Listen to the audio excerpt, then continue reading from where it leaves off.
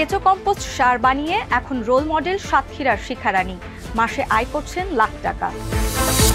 25 জাতের আঙ্গুর চাষ করে বাজিমাত করেছেন রংপুরের তরুণ কৃষি উদ্যোক্তা মাসুদ। মনের ইচ্ছা পূরণের আশায় টাঙ্গাইলের গুপ্ত বৃন্দাবনের তমাল গাছে লাল সুতা বাঁধছেন অনেকে।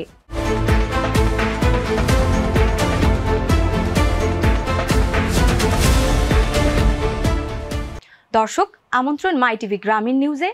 এতক্ষণ দেখছিলেন শিরোনাম, সাথে আছি আমি নাজনাজমা। কেসারেন শেকড় থেকে শিখরে। সাতক্ষীরার কলারোয়ার ঠাকুরপাড়া গ্রামের শিখারানী চক্রবর্তী অল্প বয়সে বিয়ে ও দারিদ্রতার মধ্যে দিয়ে হয়েছেন দেশের একজন স্বনামধন্য কৃষি উদ্যোক্তা। কেঁচো ও ভার্মিকম্পোস্ট সার উৎপাদন করে হয়েছেন রোল মডেল। প্রতি মাসে তিনি 150 মণ সার উৎপাদন করে আয় করছেন 30 থেকে 35 হাজার টাকা। তার হাত ধরেই তৈরি হয়েছে নারীদের কর্মসংস্থান। নারী উদ্যোক্তা হিসেবে কৃষিতে অবদানের জন্য 2018 সালে প্রধানমন্ত্রী থেকে জাতীয় পুরস্কার সহ বিভিন্ন সম্মাননা অর্জন করেন তিনি। বিস্তারিত রিপোর্টে। পরম যত্নে লালন পালন করা হচ্ছে কেঁচো। সেই কেঁচো থেকে উৎপাদিত জৈব মাটি চালনিতে চেলে তৈরি হচ্ছে লাখ টাকার সম্পদ। আর এই অভাবনীয় সাফল্য রোল মডেল বানিয়েছে শিখারানীকে। আমরা দীর্ঘদিন ধরে দেখে আসছি যে আমাদের পার্শ্ববর্তী গ্রামের এই শিখারানী দিদি তিনি ভার্মি কম্পোস্ট সার উৎপাদন করতেছেন।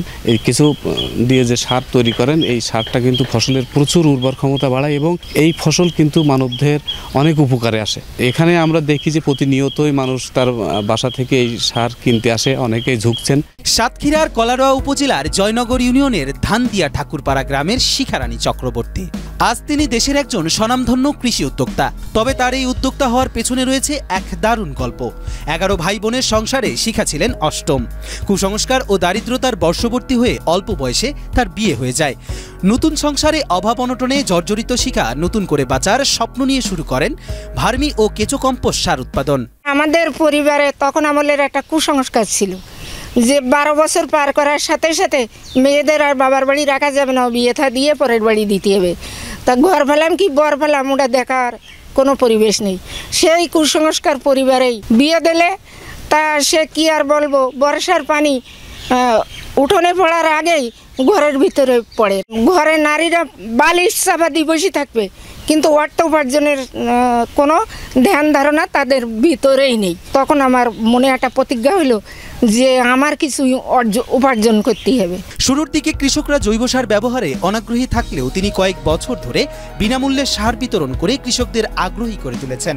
ভালো ফলনের প্রমাণ পেয়ে এখন কৃষকরা এই জৈব সারের উপকারিতা বুঝতে পেরেছেন এবং এর প্রতি ঝুঁকেছেন।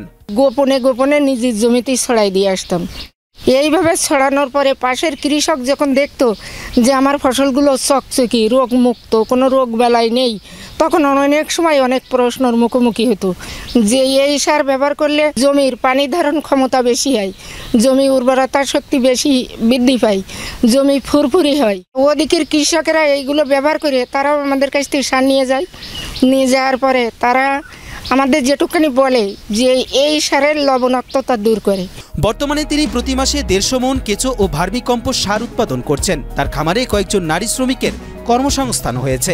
এছাড়া তিনি কৃষি বিভাগ ও বেসরকারি প্রতিষ্ঠান উন্নয়ন প্রচেষ্টার সহায়তায় স্থানীয় কৃষকদের প্রশিক্ষণ দেন এবং সার উৎপাদনের উপকরণ সরবরাহ করেন। প্রতি মাসে সব খরচ বাদ দিয়ে তার আয় হয় 30 থেকে 35 হাজার টাকা। বিভিন্ন খরচ বাদ দিয়ে আমার এখন প্রতি মাসে এই সারেতে 20 থেকে 25 হাজার টাকা থাকে। শিক্ষার্থীরা কিনে আমরা 4-5 জনে এই কিনে 4-5 বছর ধরে কাজ করি। এতে আমাদের হাত খরচের পয়সা চলে। বাড়ির কাজের পরে যে সময়টুকু আমি পাই এই গোবর সার টুকি শিক্ষার্থীদের দিয়ে এবার ছেলেপিলের সংসার ধর্ম ইতি চলে। নারী উদ্যোক্তা হিসেবে কৃষিতে তার অসামান্য অবদানের স্বীকৃতি স্বরূপ তিনি 2018 সালে সাবেক প্রধানমন্ত্রীর থেকে জাতীয় পুরস্কার অর্জন করেন। এছাড়া উপজেলা, জেলা ও বিভাগীয় পর্যায়ে বহু সম্মাননা পেয়েছেন। কৃষি মন্ত্রণালয় থেকেও তাকে দেয়া হয়েছে এগ্রিকালচারালি ইম্পর্টেন্ট পারসন সম্মাননা।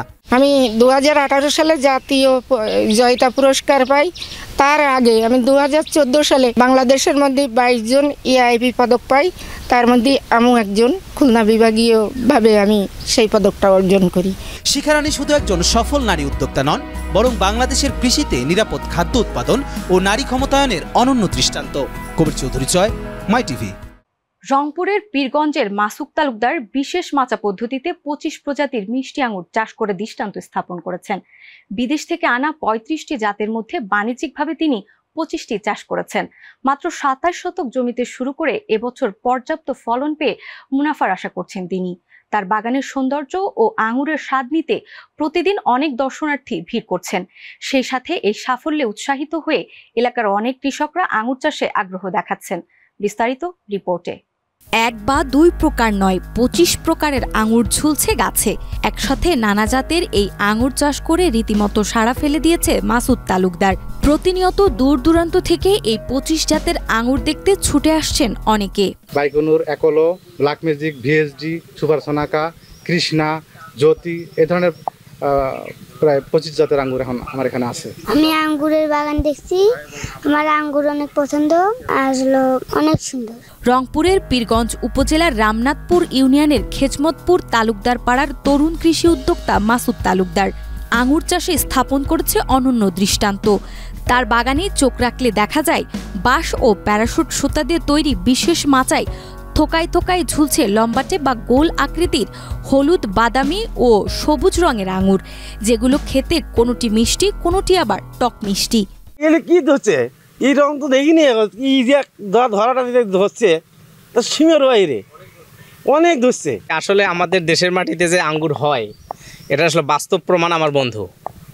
আমরা দেখে অভিভূত। প্রায় 25 প্রজাতির আঙ্গুর এখানে আছে।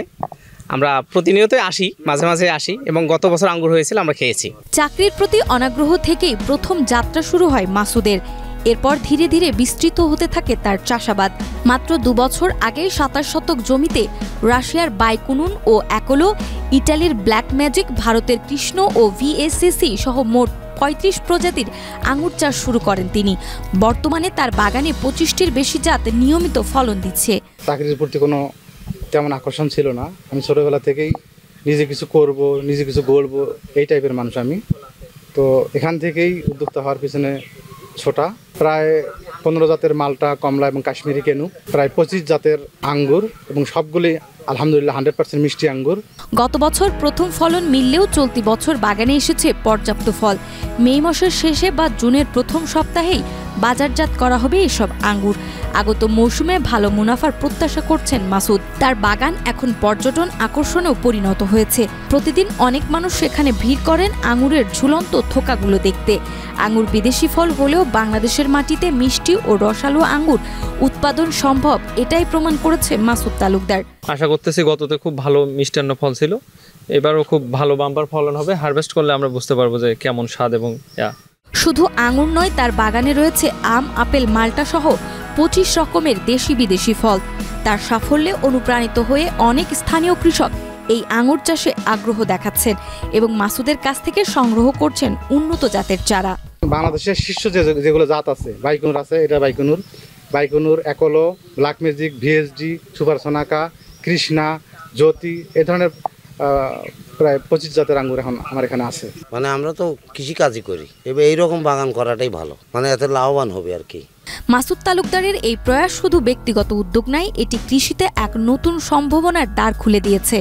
দেশের মাটিতে বিদেশি ফল উৎপাদনের মাধ্যমে যেমন আমদানি নির্ভরতা কমানো যাবে, তেমনি ভবিষ্যতে রপ্তানির সুযোগও সৃষ্টি হবে, এমনটাই মনে করেন সচেতন মহল। নাজমা, মাই টিভি। 1200 বছরের পুরাতন তমাল গাছ, লাল সুতো বাঁধলেই পূরণ হয় মনের আশা। টাঙ্গাইলের ঘাটাইল উপজেলার গুপ্ত বৃন্দাবন এলাকায় এই গাছের অবস্থান। হিন্দু ধর্মাবলম্বীরা একে কৃষ্ণের স্মৃতি বিজড়িত পবিত্র গাছ হিসেবে মান্য করে থাকেন। তারা মনে করেন শ্রীকৃষ্ণ ও রাধা নির্জনে এই তমাল গাছের ছায়ায় লীলা করতেন। সেই স্মৃতিতেই প্রতি বছর ফেব্রুয়ারিতে এখানে মেলাও বসে।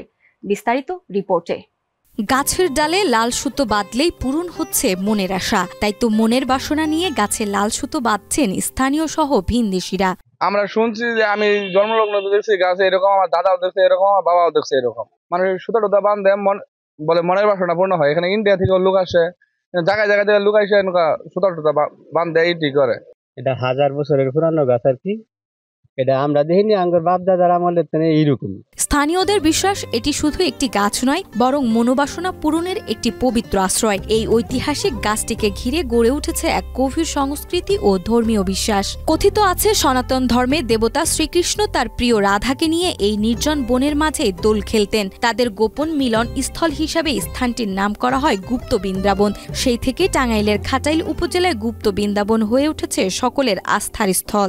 দেশ জুড়ে তোলপা ওয়ালটন ফ্রিজ কিনে আপনিও হয়ে যেতে পারেন মিলেনিয়ার। ধরেন এই তামালতলায় তামাল গাছে বাঁশি বাজাইতো রাধার নাম ধরিয়া, তখন রাধে অনেক কিছু অনুভব করতো যে আমার নাম ধরে কৃষ্ণ ডাকতেছে, আমি ঘরে থাকতাম না, কিংবা আমি তামালতলায় যাইবাম কৃষ্ণর সাথে দেখা করবাম। হ্যাঁ, কৃষ্ণ কৃষ্ণ বাঁশি বাজাইতো তামালতলা তামাল গাছে উঠতে, রাধাকে নিয়ে নৃত্য করতো। তবে দেশ বিভক্তির পর থেকে স্বাধীনতা যুদ্ধ পর্যন্ত এই স্থানে মনের প্রার্থনা পূরণ করতে আসা লোকের সংখ্যা আস্তে আস্তে কমতে থাকে। একসময় তা প্রায় বন্ধ হয়ে যায়, জরাজীর্ণ অবস্থায় পড়ে থাকে স্থানটি। পরবর্তীতে একজন স্থানীয় ব্যক্তিকে স্বপ্ন দেখানো হয় এটি পুনরায় চালু করার জন্য। সেই থেকে আবারও চালু হয় এই গাছকে কেন্দ্র করে পূজা অর্চনা ও অন্যান্য আনুষ্ঠানিকতা। পরে এনের যে ছিল মেম্বার ছিল মুসলমান, এই মেম্বারের সামনে দেখাইলো যে তুমি সকালে এই গুপ্ত বৃন্দাবন চালু করো, আগে যেভাবে পুজো হইতো এইভাবে পূজা করো, না হলে তোমার উপায় নাই। পরে দশমত করে রাত পইলে উঠিয়া সবাই জানাইলো যে আমি স্বপ্নে দেখছি তোমরা আয়ো গুপ্ত বৃন্দাবন চালু করো। 1200 বছরের পুরনো এই তমাল বৃক্ষের ডালে লাল সুতা বেঁধে মানুষ করেন তাদের প্রার্থনা নিবেদন। আশা করেন দেবতার কৃপায় পূর্ণ হবে তাদের অন্তরের বাসনা। ভক্তদের বিশ্বাস এই গাছের নিচে দণ্ডায়মান হলেই অনুভব করা যায় এক আধ্যাত্মিক প্রশান্তি, যেন প্রভুর সান্নিধ্যে পৌঁছে গেছে তারা। সুতা বান্ধা কামনা বাসনা যার যার মনের আশা পূর্ণ করে। গুপ্ত বৃন্দাবন এই দর্শন করণের লাগি আমরা আইছি, যে যে কামনা বাসনা যার পূর্ণ হয়, যেমন একটা মানত করলো যে আমার এটা যদি হয় তা আমি এটা একটা কিছু দিবাম, অথচ একটা কিছু করবাম, এরকম ধরনের একটা অনুভব নিয়ে আমরা এই যে সুতা বান্ধি যে আমার আশা যদি এটা পূর্ণ হয় তাহলে আমি এইটা করবো, তামাল গাছের পুরো এই হুতা বানমু কিংবা সাদা হুতা বানমু, নালডা বানমু। প্রতি বছর ফেব্রুয়ারি মাসে এখানে জমজমাট মেলা হয়, যেখানে শুধু মানুষের ভিড় নয়, উপস্থিত থাকে শত শত মনোবাসনা, বিশ্বাস আর শ্রদ্ধায় নিঃশব্দ আকুতি। সকলে মাথা নত করে, যেন এখনো শ্রদ্ধা নিবেদন করছে ভগবান শ্রীকৃষ্ণের প্রতি। এটা প্রতি বছর এখানে একটা হিন্দুদের উৎসব হয়, মানে তাদের কীর্তন বলে, ওইখানে হাজার হাজার মানুষ, লাখ লাখ মানুষ এখানে জমায়েত হয়। ইন্ডিয়া থেকে লোক আসে, মানে দেশের 64 জেলার লোক এখানে আসে। বিভিন্ন অনেক জায়গাতে লোকজন আয়, হাজার হাজার লোকজন আয়। আবার কেউ অসুস্থ হলে কিছু মানাসিক করে পিঠা মিঠা বান্ধা দুধ কলা আমলা দেওয়া যায়। হিন্দু ধর্মাবলম্বীদের কাছে এটি শুধু এখন একটি গাছ নয়, এটি বিশ্বাস, ভালোবাসা ও ভক্তির প্রতীক। তাই আজও গুপ্ত বৃন্দাবনের এই পবিত্র তমাল গাছের ডালে ডালে বাঁধা হয় লাল সুতো। এখনো মানুষ খুঁজে ফেরে সেই প্রার্থনার পূর্ণতার আশ্বাস। নাজমা, মাই টিভি। দর্শক, এই ছিল আজকের মাই টিভি গ্রামীণ নিউজ। গ্রামের আলোচিত সব খবর দেখতে চোখ রাখুন মাই টিভি গ্রামীণ নিউজে। ধন্যবাদ এতক্ষণ সাথে থাকার জন্য।